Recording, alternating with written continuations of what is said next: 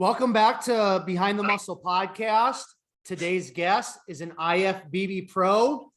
Today's guest is Jordan Janowitz. Jordan, welcome back to the podcast. Thanks for having me on. Yeah, for sure. So really quick, before we dive into this conversation with Jordan today, I just want to let all of you know this will be a little bit different episode. We're going to be actually talking about Jordan's pro debut this coming weekend at the Texas Pro.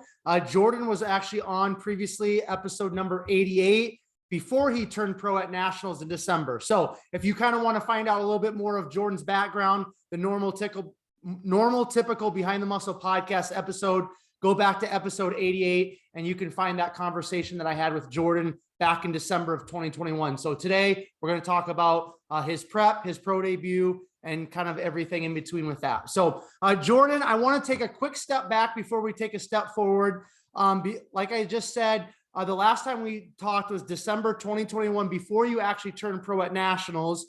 So why don't you talk about, just Nationals, just very quickly, what class did you turn pro in? And then we'll go from there. I did a 20-week prep with Andrew Vu. Nationals was the weekend before Christmas in December. I was a heavyweight. I took second place, which earned me my pro card. I believe we had about 33 guys in the heavyweight class. So it was stacked. It was the biggest national show of all time. Total competitors and, all classes, women and men. So yeah, second place heavyweight. I weighed 219. Cool. Now, once you got that pro card, I mean, obviously that's a huge goal accomplished.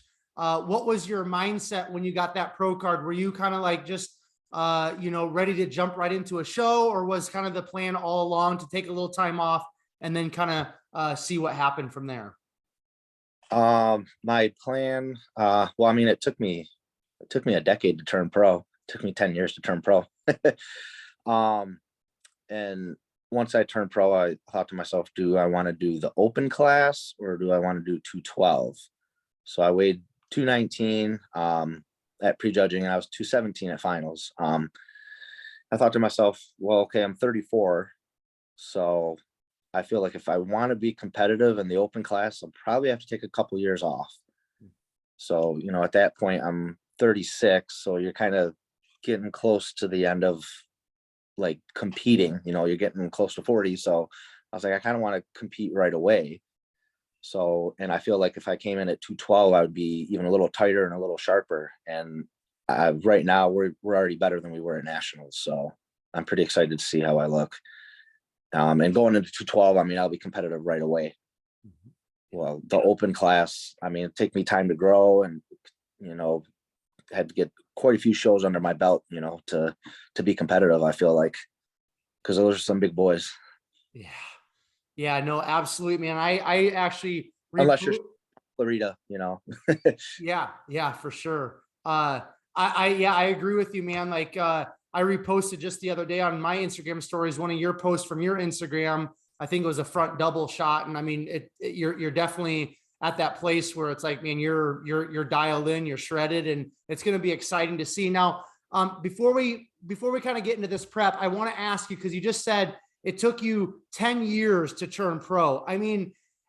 Was there any point, because, I just had somebody on, Brandon Laird, he just turned pro, at USA's in the light heavies. This was his first national show and he turned pro. So, yeah, and you can see he's got that structure, like, he's got that bodybuilding talent, so to speak, but that doesn't happen for everybody. But I think because of social media, because of people like Brandon and Phil Heath and Derek Lunsford, a lot of people getting into bodybuilding think, oh, like, man, I'm going to train for a couple of years and I'm going to turn pro.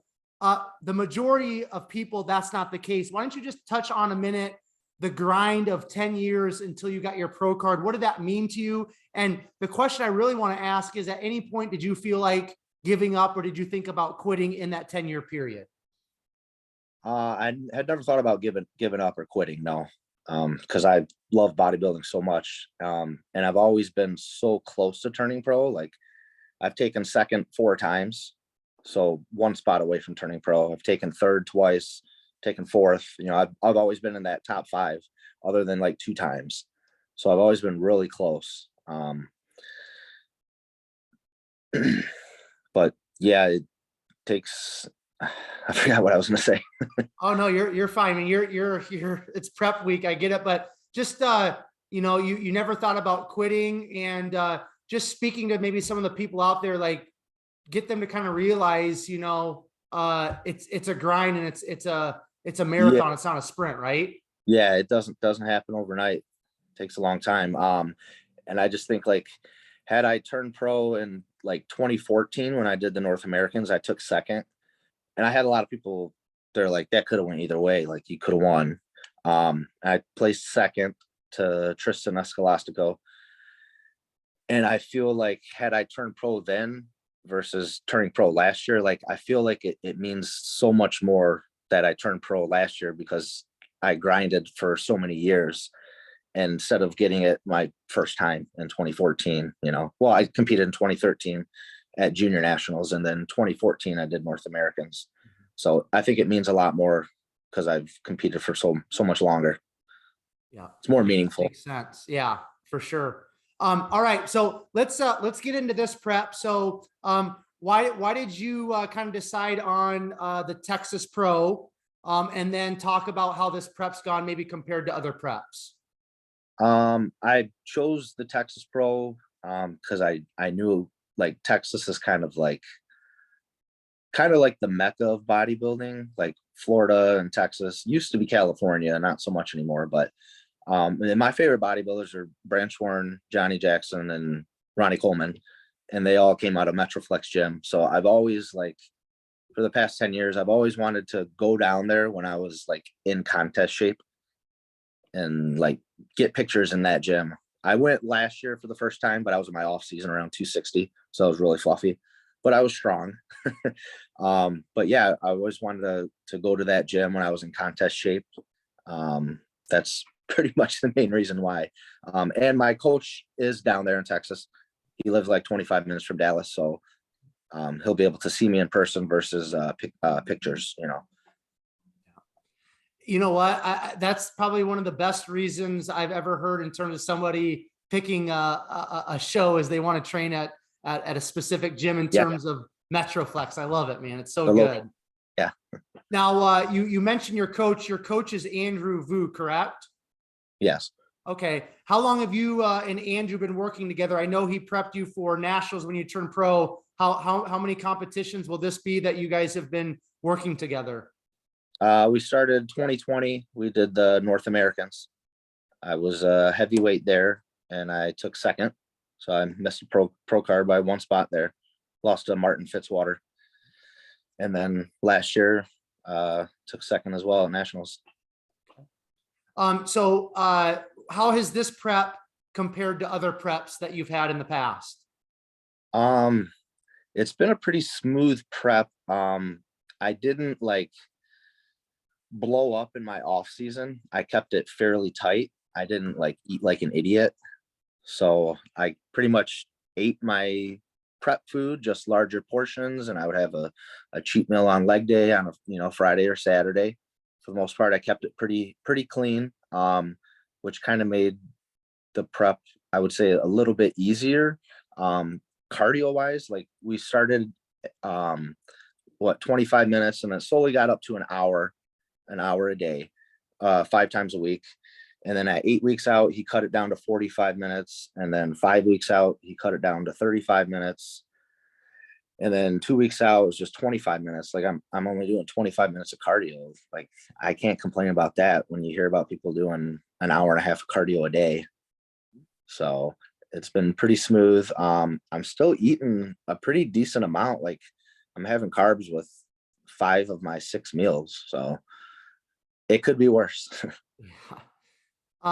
Now, because you are, you're going to be, you're competing in the 212, and you just said at nationals, you were 217, 219. How do you feel like your body has responded to kind of sucking down even more than you have, let's say, when you turn pro back in December? I thought it would be a little bit more of a struggle to make 212. But I'm waking up at 212 right now. Last week was the first, like I weighed in at 212 fasted. So I was, the lowest I got for nationals fasted was 217, 218. So, we're 5 pounds down. I look just as big, if not bigger, I think. And my main concern, really the only thing people said on stage, like didn't really need to bring any muscle groups up. It was just to have a tighter waist, to keep my waist tighter. And I feel like my waist has sunken in. It's tighter. So going to 212, I think is a good decision. Yeah, for sure. Give me Now, more with a go tighter. for it. I'm sorry. What did you say? I was just saying more of a V taper with a tighter waist. Right. Got it. Yeah. Now, what's kind of been, so you just said your waist has kind of been a focal point of focus for this prep. You know, coming out of your nationals in December, what was your training split like during your off season? And then has that training split kind of been the same during this prep? Yeah, it's pretty much been the same. I hit every body part once a week. Other than back, I do back twice a week. I think 6 weeks out, I stopped doing that. Because I switched quads and hams for different days. Instead of doing a full leg day, I would do quads one day and then hams a different day and later on in the week. But yeah, for the past few years, I've always done back twice a week because back was a body part that I needed to bring up to build more density on. And it's looking at pictures just from 2 years ago, it came up a lot. Excellent. Now, in terms of kind of like the way, Andrew has you eating, how you kind of prep in terms of the nutrition side of things, Jordan, is it kind of like the normal, typical, like you consume like lower amounts of food, like on days off, or what is the general kind of nutrition look like for you during this prep? Yeah, we don't do like the high day, low day, like 2 on 3 off, kind of like that, or a low day on a non-training day. It's just the same diet every day. Cool. Yep. And when I send him progress pics, every once in a while, if he says, let's do a high day, we'll do a high day, that's always a fun day, For sure. Yeah. And on those high days, do you just kind of increase your prep food, or is it more of like a cheat meal, like burgers and fries? He increases the prep food with, like, all my meals will be increased, like, because I have cream of wheat, so he'll raise the grams on the cream of wheat. He'll raise the rice an extra cup, and then he'll end up giving me like a burger and fry at the end of the night. Okay. Excellent. So you're out of Michigan, correct? Yes, So when are you guys going to be heading down to Texas then? tomorrow. Tomorrow. Okay, cool. So what is the rest of the peak week kind of look like for you? Is the actual 212 on Friday, or is it on Saturday? 212 is Friday morning. Okay. So you guys are going to go, you're going down to 4 days. Texas. You're going down to Texas tomorrow, which will be Tuesday. Kind of walk us through, as much as you know, then what the rest of the week's going to look like for you leading up to prejudging on Friday. Yep. Well, we're drinking a lot of water right now, that's for sure. Water loading. So we leave tomorrow for Texas. And when I get there, at some point, go to Metroflex and train there. My last training day will be Wednesday. And then Thursday is weigh-ins and my spray tan on. And then Friday morning, the last coat of a spray tan, and then prejudging is Friday. Cool. Well, Yeah. do they have the finals then on Friday as well, or on Saturday? Yes, 212s all same day, and the open class is on Saturday. Okay. So what's your goal, or what's your expectation for yourself, Jordan, at your pro debut? To be the best that I've ever looked, which I believe that will be. My realistic goal would be top 3. So obviously we train to win. Everybody's wants to win. But I would say top 3 would be a realistic goal. Okay. do you know some of the other guys in the 212 that are going to be there this weekend? I think it's going to be a pretty stacked show, isn't it? Yeah, pretty much everybody from Tampa last weekend. Okay. Cool. Gonna be a good one. Yeah, for sure, man. Other than Now, Keon won. what's that? I said other than Keon, because Keon won the Tampa, Yeah. but everyone else is pretty much going. Okay, cool. Yeah. And I'm sure there'll be some other heavy hitters that step into that one too. Now I want to talk just a second. I know you're a family guy, you're married, you have kids.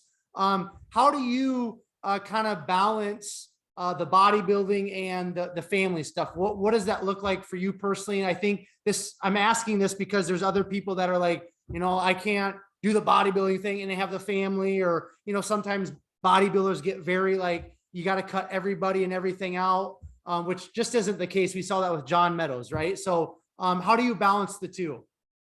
Well, having a very, very supportive wife, that's number one. I would not be able to do this without her. That's for sure. For sure. How many kids do you have? 4. My wife has 2 older ones, and then we have 2 younger ones together. Okay, cool. A 2-year-old. Well, she turns 2 next month. 3-year-old, and a 12-year-old, and a 15-year-old. Awesome, man. So we have a full house, a couple dogs. Yeah. Do you now I know you said that your wife is great and she takes on a lot of the load, but do you have anything that kind of helps you as being the dad in prep that you can maybe share with some of the listeners, that just some tricks of the trade that you've learned through the dad life while being a bodybuilder? Just keeping a positive mindset, really. Okay. Yeah. Cool. All right. So whatever happens at Texas, do you have any plans to do any other competitions after Texas? Most likely not. I don't even know if there are any other shows. So my focus is just Texas right now. Okay. Perfect. Yeah. Perfect. All right. So we've already kind of touched on cardio, talked about nutrition, talked about your training split. Is there anything else, Jordan, that you kind of want to touch on in terms of this prep, or anything else that you kind of want to chat about? No, just that I'm very, very excited to step on stage at my pro debut. Yeah, for sure, 4 man. days away. Yeah. Okay, so I'll ask you one more question and then we'll close it out here. Maybe it's this weekend, maybe it's in the future, but is there somebody within the 212 division or a couple guys that you would love to step on stage with at some point? Would have been awesome to be able to step on stage with like Flex Lewis and Jose Raymond, but they're retired. I'd love to stand next to Kareth Barajo. He is peeled, conditioned, he's hard, he is phenomenal physique. Keon's not going to be there. And Ahmed Wardarni. Yeah, those are 3 guys I'd like to step on stage with. Maybe Derek Lunsford at some point. Sean Clarita, For sure. But yeah. Those Kareth and Ahmed are doing Texas, so that would be awesome to stand next to them. Yeah, for sure, man. Yeah. Kareth, he was just peeled out of his mind this last weekend, huh? Much respect to him. Yeah. Yeah, for sure. All right, cool, Jordan. Well, I just wanted to get you on here, man, because I was pretty confident Texas Pro was your pro debut, and I wanted to kind of get you on, just get your thoughts in terms of your pro debut, and once you get out of prep, because the last time I had you on, you were like just a few days out, I think, from nationals, and obviously I think I was 1 day out. Yeah. And so you're just a few days out from your pro debut. So next time I'm going to get you on, we're going to get you like in off season. So you're all with us, right? Is that cool? Sure. Yeah.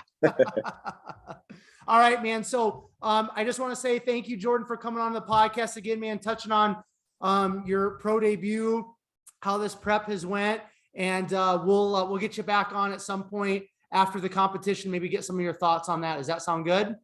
Yeah, that would be great. Yeah. Okay, cool. All right. I just want to say good luck this weekend. Okay. Thank you very much. All right.